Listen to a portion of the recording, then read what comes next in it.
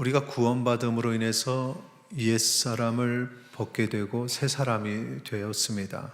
새 사람의 삶의 특징이 있죠. 특별히 오늘 에베소서 5장의 이 앞부분에 나오는 특징 두 가지를 우리가 살펴보면, 첫째는 사랑받는 하나님의 자녀라는 특징이 있습니다.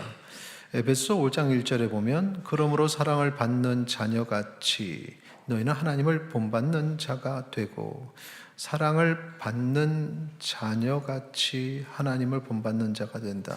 하나님을 본받는 것이, 사랑을 받는 것이 하나님을 본받는 건 아니고, 하나님을 본받는다는 것은 그 풍성한 사랑을 받고 그 사랑을 행할 때 그것이 하나님을 본받는 겁니다.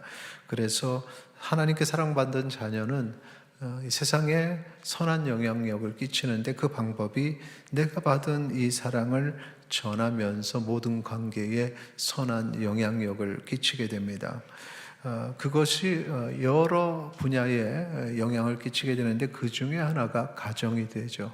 그래서 가정에도 사랑을 전달하는 그러한 사람이 바로 하나님의 자녀가 됩니다. 세 사람의 삶의 특징 두 번째는 지혜롭게 사는 사람입니다. 에베소 5장 15절에 보면, 그런즉 너희가 어떻게 행할지를 자세히 주의하여 지혜 없는 자 같이 하지 말고 오직 지혜 있는 자 같이 하여 그랬습니다.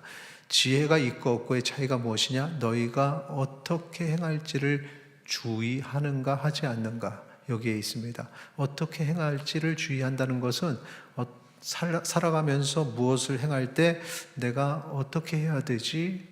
라는 고민을 하는 겁니다. 그런데 그 기준이 내가 어떻게 해야지가 아니라 하나님의 뜻대로 내가 하려면 무엇을 해야 되지? 라는 질문을 하게 되는 거죠. 그래서 이렇게 모든 일에 하나님의 뜻을 찾는 사람이 바로 지혜로운 사람이죠. 그래서 찾기만 하는 것이 아니라 그 뜻을 분별해서 찾고 그 다음에는 그대로 실천하는 사람. 그래서 지혜로운 사람은 단순히 똑똑한 사람이 아니라 이런 일들을 행할 때 하나님의 뜻을 찾아서 행하는 사람. 그런 사람들의 삶을 보면 실패가 없습니다. 항상 하나님께서 이끌어 주시는 대로 인생을 살기 때문에 어떠한 방식이든 하나님께서 열매 맺게 하십니다.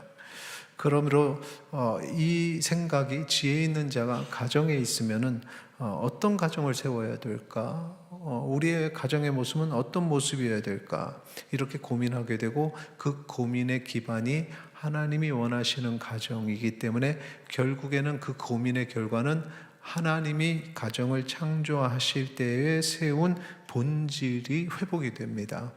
아름다운 가정이 되는 거죠. 세상이 타락하면서 가정이 본질을 잃어버립니다. 모든 인생의 삶의, 이 세상에, 또 자연까지 만물의 본질을 잃어버리고 타락하는데, 가정도 마찬가지입니다. 그래서 우리는 이 가정이 상당히 힘든 공동체죠. 우리의 가정의 모든 분들이 다 상처를 안고 있고 여전히 그 상처는 진행되고 있습니다.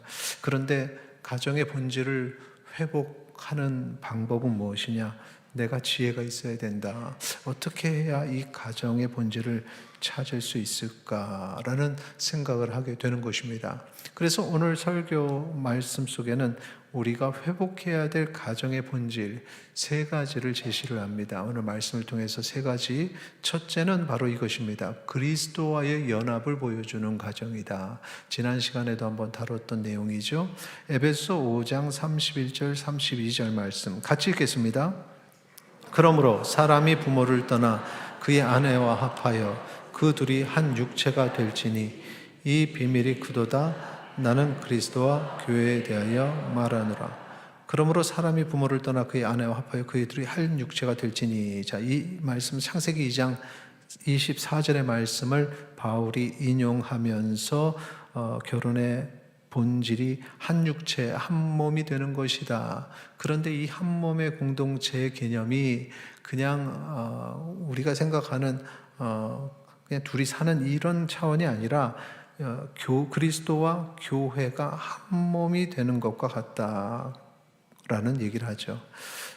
연합이죠. 그리스도와 교회가 한 몸이 되는 것처럼. 그래서 이것은 단지 어떤 사람의 감정으로 서로 사랑하게 돼서 나온 결과가 아니라 하나님께서 계획하신 결과입니다. 가정은 하나님이 이미 계획하신 방향성이 있어요. 하나님은 가정을 통해서 그리스도의 희생적인 사랑, 그리스도께서 희생하셨죠. 그 희생적인 사랑, 그리고 교회가 주님께 행하는 헌신을 보여주기를 원하신 겁니다. 그래서 부부는 희생적인 사랑과 헌신으로 관계를 만들어야 그 가정이 건강해지는 것입니다. 부모와 자녀의 관계도 희생적인 사랑과 헌신을 통해서 만들어집니다. 그래서 여러분도 잘 아시다시피 부모가 자녀에게 희생적인 사랑을 하는 모습들, 여러분 자연스럽게 부모는 자녀를 대할 때 그렇게 돼야 하죠. 그리고 헌신을 합니다. 자녀를 위해서 부모의 헌신하는 모습 보면 정말 그리스도와 교회의 그런 관계 속에서 볼 수 있는 모습들이 나옵니다. 그 관계를 통해서 하나님이 어떤 분이신지를 보여주는 것이 가정의 본 모습이다. 그래서 가정이 바로 교회다라고 얘기를 하는 것입니다. 그 결과가 그리스도와 주의 몸된 교회인 성도들이 한 몸이 되는 것처럼 이 부부와 또 자녀들이 가정이 한 몸이 되는 공동체, 이것이 바로 가정이다라는 것입니다. 그래서 우리는 그리스도와 교회의 관계를 드러내는 사람이다라는 이런 인식을 가지고 하나님께서 처음 세우신 가정의 본질을 회복하는 성도님들이 되시기를 바랍니다. 자, 회복해야 될 가정의 본질 두 번째는 무엇인가? 서로 사랑하고 존경하는 가정. 이 내용이 에베소서 5장 33절에 나옵니다. 같이 읽겠습니다. 그러나 너희도 각각 자기의 아내 사랑하기를 자신같이 하고 아내도 자기 남편을 존경하라. 자, 여기에 바울이 가족의 관계 핵심을 두 가지 단어로 표현하죠. 사랑과 존경입니다. 사랑과 존경, 여기서 먼저 사랑 얘기를 하면 여기서 사랑은 헬라어 원어로 여러분 아가페라는 단어 많이 들어보셨고 사용합니다. 그래서 그 원어가 아가파오이죠. 아가파오. 이 아가파오는 감정 중심의 사랑이 아닙니다. 이 사랑은 우리가 아가페 그러면 조건 없는 사랑 이렇게 얘기를 하는데 조건 없는 사랑 그리고 희생적인 사랑 그리고 의지적인 사랑 이걸 다 포함합니다. 그래서 이 사랑은 감정이 식어도 이 사랑은 유지가 됩니다. 우리가 했던 여러분들이 연애할 때에 가졌던 그 감정이 동반되는 사랑, 그것은 시간이 흘러가면 어느 순간에 감정이 식으면서 그 사랑도 식게 되죠. 어떤 사람들은 그렇게 얘기합니다. 허니문 기간이라는 표현을 써요. 그 감정이 뜨거웠던 시간들을. 그래서 그 시간들이 2년에서 3년 얘기를 합니다. 여러분은 몇 년이었습니까? 4년이요? 그거보다 짧습니까? 그거보다 길고 여전히 진행 중입니까? 이 감정이 식음으로 인해서 사랑이 식어졌다. 이제 이것은 세상에서 말하는 사랑이고 가정을 이끌어갈 땐 그 사랑 가지고는 안 된다는 거죠. 감정이 식어도 유지되는 사랑입니다. 왜냐하면은 앞에서 노력이 필요하기 때문에 의지적이기 때문에 감정으로 올라오는 건 내 노력과 상관없이 사랑하려고 노력해서 사랑해지지 않죠. 그런 사랑은. 그런데 이 아가파오의 사랑은 내가 노력하지 않으면 사랑할 수가 없습니다. 그래서 노력을 하게 되죠. 그래서 여러분이 그 허니문 기간이 끝났어도 여전히 그를 사랑할 수 있는 것은 내가 아가파오의 사랑을 하기 때문에 그렇습니다. 노력을 하는 거죠. 최선을 다해서 조건 없이 희생적인 사랑을 하는 겁니다. 그런 것을 어떤 사람들은 그냥 정이라고 말하기도 하는데, 우리가 하나님이 나에게 주신 그 사랑으로 그를 사랑한다 할 때 이것은 바로 아가파오의 사랑, 아가페의 사랑인 것입니다. 우리도 가정 안에서 그런 사랑으로 전환되어야만 이 가정이 본질이 회복이 되는 겁니다. 그러니까 앞부분에 감정적인 사랑이 끝나면 나타나는 게 아니라 감정적인 뜨거움이 있을 때에도 그때도 마찬가지로 아가파오의 사랑이 같이 동반되는 것이죠. 그러면서 계속해서 유지가 되는 거죠. 자, 두 번째 이 내용에 보면 존경이란 단어를 썼습니다. 가족관계의 핵심은 존경이다. 이것은 단순히 그냥 복종이 아니라 상대의 존재의 역할을 귀하게 여기는 그런 태도입니다. 이렇게 높여주는 거죠. 존경한다는 것은 약간 이제 나를 그보다 이게 낮추죠. 내가 그를 높이기 때문에 그런 것입니다. 이게 바로 존경인데, 존경하는 사람은 상대의 존재 자체를 귀하게 여깁니다. 그리고 존경하는 사람은 상대의 의견을 인정하죠. 그가 말하는 것을 다 인정을 하고, 존경하는 사람은 그래서 대화를 나눌 때 상대와의 나눔 속에서 말투에서 달라집니다. 말이 달라져요. 존경하는 사람과 존경하지 않는 사람, 막 그 사람에게 비난하면서 맞아, 나 너 존경해. 이건 말이 안 되죠. 어떻게 존경하는 사람한테 나 너 존경한다고 알아들어 이렇게 말할 수 있습니까? 그건 존경하는 것이 아닙니다. 존경하는 사람이 되어야, 우리 사랑하는 가족 구성원이 내가 그들을 존경하는 대상이 되어야 내가 그들에게 조심할 수가 있습니다. 어떤 분들은 그런 것들을 그 중심이 바뀌지 않고 뭔가 이렇게 좀 존경의 모습을 드러내려고 우리 부부관계 서로 우리 존댓말을 쓰자, 존대하자, 그게 존경하자는 말이죠. 근데 중심이 바뀌지 않고 말만 존대를 하다 보니까 나중에 존댓말 쓰면서 싸우죠. 존댓말 쓰면서 비난합니다. 나중에는 나 안 해 그렇게 됩니다. 그게 무엇이냐? 실질적으로 내 중심에서부터 그를 존경해야 된다. 그래서 부부가 서로 존경을 통해서 서로 세워줘야 되고, 또 부모는 자녀를 또 존경해야 됩니다. 자녀들이 어릴 때 아무것도 모르는 것 같지만 어느 순간에 부모보다 더 나은 모습이 되기도 하죠. 성격도 그럴 수 있지만 사회적인 지위도 높아지게 됩니다. 그래서 자녀들을 이렇게 존경을 하게 되는 거죠.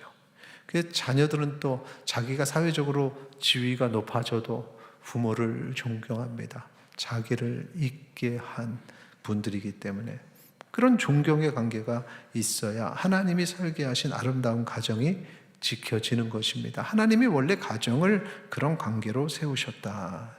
자, 마지막 세 번째, 회복해야 될 가정의 본질 무엇입니까? 주 안에서 가르치고 배우는 가정이다. 에베소 6장 1에서 4절 말씀 같이 읽겠습니다. 자녀들아, 주 안에서 너희 부모에게 순종하라. 이것이 옳으니라. 내 아버지와 어머니를 공경하라. 이것이 약속 있는 첫 계명이니 이로써 내가 잘되고 땅에서 장수하리라. 또 아비들아, 너희 자녀를 노엽게 하지 말고 오직 주의 교훈과 훈계로 양육하라. 아멘. 가정은 가르침과 배움이 있는 장소가 되어야 합니다.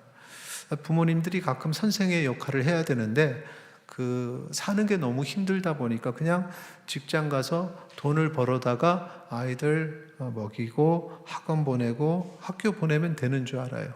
그리고 가르치는 거는 학교 그리고 교회 선생님들에게 맡겨버리죠. 아니요. 월요일서부터 금요일까지 교회는 주일 한 번 나오지만 월요일서부터 토요일까지 가정에서 부모님과 만납니다. 그래서 신앙교육도 부모님이 시켜주셔야 되는 거죠. 그래서 부모는 자녀에게 가르치고 자녀는 부모에게 배우는 관계가 되어야 건강한 교회가, 가정이 되는 것이지, 가정에서 가르치고 배우는 것이 없다, 이 가정의 본질이 무너지게 됩니다. 어릴 때도 마찬가지입니다. 어릴 때에 부모가 자녀들에게 가르치는 거 없어요 라고 하지만 자녀들은 부모의 일거수일투족을 다 보고 배웁니다. 자녀가 그 부모의 모습을 따라하게 되고 부모의 감정을 공유하게 되죠. 그래서 그것이 긍정적일 때는 자녀들이 상당히 성장하게 되지만, 부모가 부정적인 모습을 보이면 자녀들이 그걸 그대로 학습하게 되고, 그래서 자녀들이 그것 때문에 상처를 입었다가 나중에 나는 그렇게 살기 싫어 했는데, 그 자녀들이 성장했을 때 우연히 자기 모습을 보면서 자기 부모의 부정적인 모습이 배어 있는 걸 발견하게 됩니다. 그게 큰 상처가 되죠. 내가 그렇게 싫었던 부모님의 부정적인 모습이 나에게 있네. 부모의 입장에서 내가 언제 그런 거 가르쳤냐? 그것을 행한 것이 가르친 겁니다.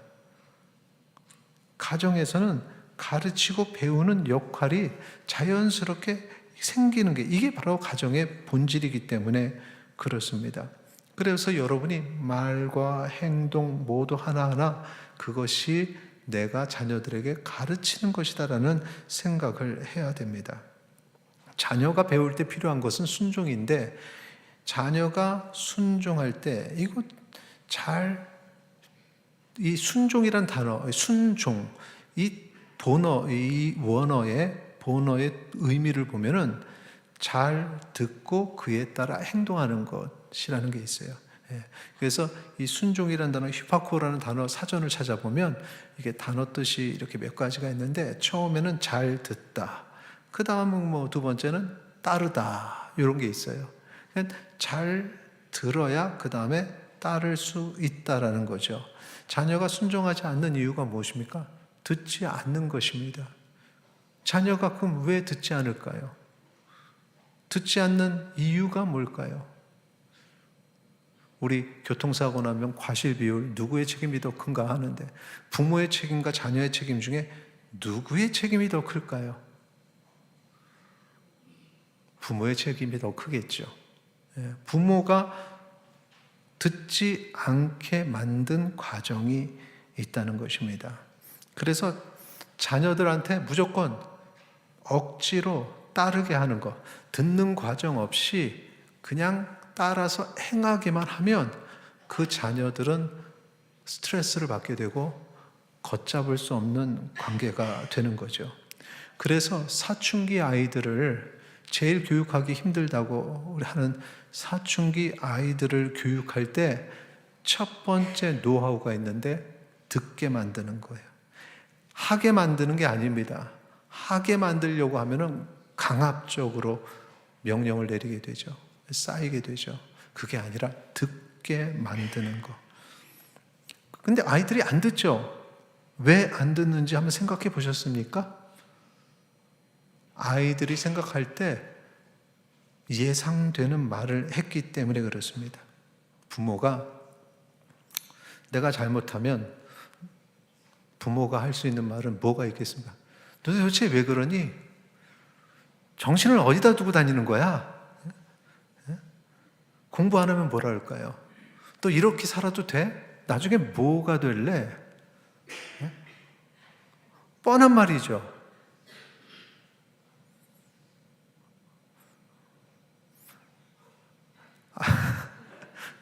그러면 사춘기 아이들이 예상하지 못한 말은 뭘까요? 아이가 사고를 쳤어요. 그럼 무슨 말을 하면은 아이들이 들어보지 못한, 예상하지 못한 말일까요?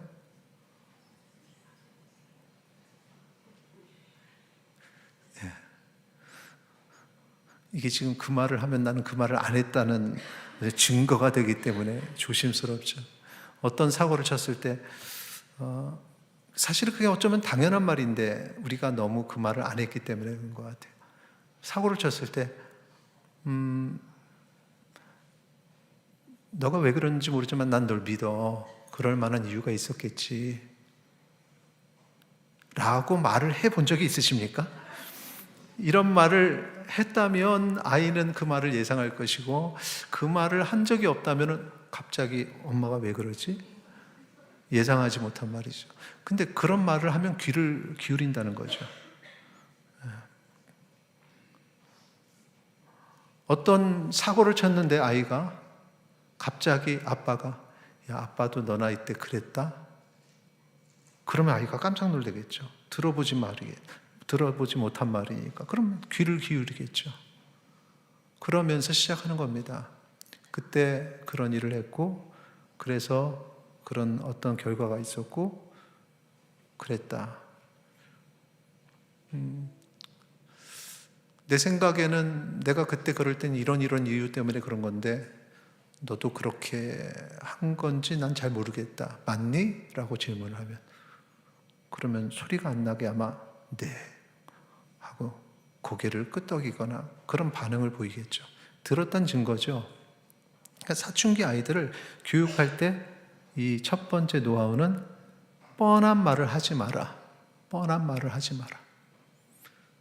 노는 아이들한테 차라리 놀라 그러세요.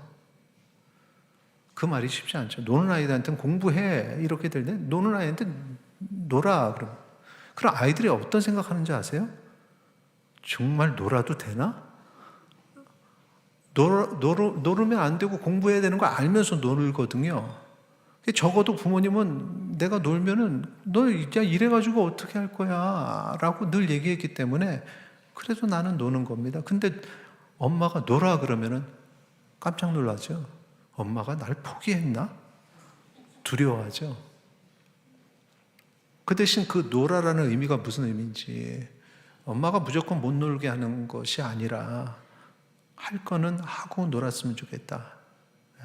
그래서 아이들하고 그런 내고 딜을 잘해야 돼요. 그래서 이렇게 뭔가를 갚아주는, 네가 노력한 만큼 놀게 해주는, 처음에는 해야 할 일을 하고 노는 시간을 주되 숙제 아이가 감당할 수 있는 것부터 해야겠죠. 못하는 거를 주고서는 성취감 못 느끼게 하면 안 되고, 쉽게 숙제를 줘서 그걸 다 하면 이만큼 놀게 만드는 겁니다.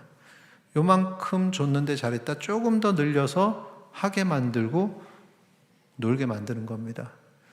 아이가 쉽게 했어요. 이만큼 걸릴 줄 알았는데 야, 이거 다 하면 너 마음대로 놀아도 돼 했더니 1분 만에 끝냈네. 그러니까 그때 가서 엄마가 야, 이거 너무 짧은가 봐, 조금만 더 하자 이러면 안 됩니다. 약속이 깨지는 거죠. 1분 만에 끝내면 나머지는 놀게 하는 겁니다. 약속을 지킨다는 걸 가르쳐야죠. 그 다음에 조금 더 하게 만들면 되는 거죠. 이렇게 듣게 해야 그 다음에 따르게 된다는 것, 이게 바로 순종에 이르게 하는 지혜로운 교육 방침이죠. 아이들이 제일 스트레스 받는 게 뭔지 아십니까? 부모님이 한 말 또 하는 거, 또 하고 또 하고 또 하면 화가 나죠. 아이가 잘못했을 때도 마찬가지예요. 잘못했을 때 부르면 그 다음에 뭐라 그러겠어요?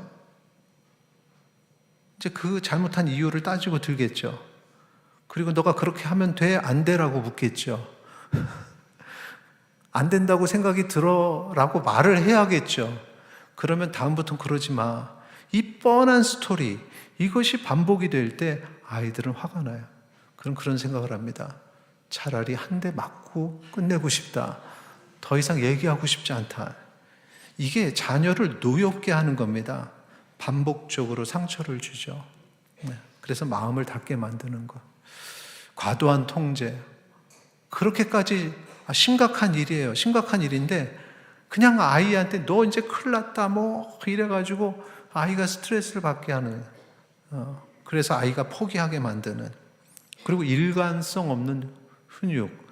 이때는 됐는데 그 다음번엔 안 되고, 또 그때는 안 됐는데 그 다음번엔 되고, 이런 일관성 없는 훈육. 사람마다 다른 훈육. 아빠와 엄마가 서로 대화를 나눠서 역할을 분담해야 됩니다. 이 아이들의 이런 모습에 대해서 어떻게 생각해? 나는 괜찮은데 나는 아니라고 생각하는데 그럼 어느 정도로 할까 해서 합의를 보세요. 합의를 보고 그 다음에 그럼 이 정도로 하자 하고, 그러면 이거 누가 얘기하지? 내가 얘기할게. 그럼 당신이 좀 좀 케어해줘. 이렇게 해서 불러다가 얘기를 한 사람이 따끔하게 하고, 그래서 무서운 사람이 한 사람이 있어야 되는 거죠. 얘기하고. 대부분 이제 아빠들이 그 역할을 좀 해줘야 되는데, 엄마가 하고 아빠가 또 이렇게 하는 경우들도 있긴 하죠. 이렇게 무섭게 하고, 그 다음에 다른 사람이, 부부 중에 다른 사람이, 왜 그랬어? 그래.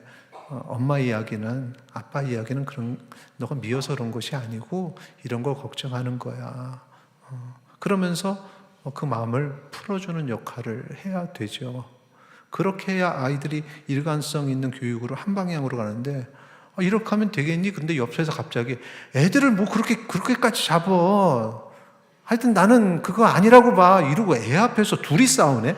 그럼 아이들은 뭐야, 이 사람들은? 이렇게 생각하죠. 나보고 어쩌라는 거야. 그리고 비난하고 비교하는 거. 형제 간의 비난. 야, 네 형은 말이야. 야, 네 동생은 말이야. 형제 간의 비교도 기분 나쁜데 옆집 사람하고 비교하면 더 기분 나쁜 거죠. 이런 걸 우리가 이걸 알면서도 하지 못하는 우리의 나약함. 그런데 자녀들에게 뭘 바라겠습니까? 그러면 적어도 부모님이라면 이런 걸 알면 그걸 최선을 다해서 그렇게 교육을 해야 부모의 권위가 서고 자녀들이 거기에 맞춰서 양육하는 겁니다. 참는 것을 아랫사람이 참아야 될까요? 윗사람이 참아야 될까요? 이론은 잘 알잖아요. 우리가 윗사람이 참아야, 부모가 참아야 돼요. 눈치를 자녀들이 봐야 되나요? 어른들이 봐야 되나요? 안타깝게도 어른들이 자녀 눈치를 봐야 됩니다. 아직까지 자녀들 눈치 안 보는 부모님은 행복하신 겁니다. 어릴 때는 그렇지만 클수록 자녀 눈치를 보는 겁니다. 동의를 안 하시는데 그렇게 가정에 이런 가르침과 배움이 있지 않으면 자녀들, 이 가정, 하나님이 창조하신 그 모습을 지킬 수가 없는 것이 이 세대라는 거죠. 그래서 우리가 양육을 할 땐 단순히 그냥 돈 벌어서 먹고 공부시켜주고 이게 양육이 아니라, 이 양육의 대상이 정말 정서적으로, 지성적으로, 영성적으로, 인격적으로 균형 있게 잘 성장해야 됩니다. 그런데 이 성장할 때에 부모가 교사가 돼서 교사가 영성, 지성, 인격, 정서적으로 어느 정도 수준에 있는 부모가 되어야 학생인 자녀들도 그렇게 되는 거죠. 공부를 잘 가르치는 사람은 많이 아는 사람이에요. 그걸 알기 때문에 가르치는 거죠. 모르면 가르치지 못하고, 그걸 왜 못하니? 이 이야기만 하게 되는 겁니다. 정서적으로 안정된 부모 아래서 자녀가 정서적으로 안정을 얻죠. 지혜로운 부모 아래서 자녀가 지혜로워지는 것입니다. 영적으로 깨어있는 부모 아래서 자녀가 영적으로 성장할 수 있습니다. 내가 그렇게 되지 않으면 자녀도 그렇게 되지 못합니다. 부모가 하지 말아야 될 말, 나는 그렇게 못했지만 넌 그랬으면 좋겠다라는 말이 있잖아요. 오늘 부모는 학교의 첫 번째 교사이다. 자녀의 첫 번째 교사이라는 것을 기억하고 이 가정이 건강해질 수 있도록 최선을 다하는 주의 백성 되시기를 바랍니다. 자, 말씀을 정리하겠습니다. 구원받은 세 사람의 특징, 사랑받는 자녀이고 지혜로운 사람이라는 것이죠. 이 정체성을 가지고 가정을 회복할 때 이 회복해야 될 가정의 본질은 세 가지예요. 첫째, 시작. 그리스도와의 연합을 보여주는 가정. 그런 연합이 우리 가정에도 있어야 돼요. 두 번째, 서로 사랑하고 존경하는 가정이 되어야죠. 세 번째, 주 안에서 가르치고 배우는 가정. 이 세 가지가 있어야 됩니다. 그래서 여러분이 그런 부분에 있어서 분명히 잘 그것을 가르친 선배들이 있으니까 교제하시고 나누고, 때로는 또 목회자들과도 그런 교제를 나누면서 가정이 하나님 앞에 건강한 교회가 되고, 또 그 건강한 가르침 일어날 수 있도록 가정이 세 사람의 가정도 이루시기를 주의 이름으로 축원합니다. 우리 같이 찬양하겠습니다.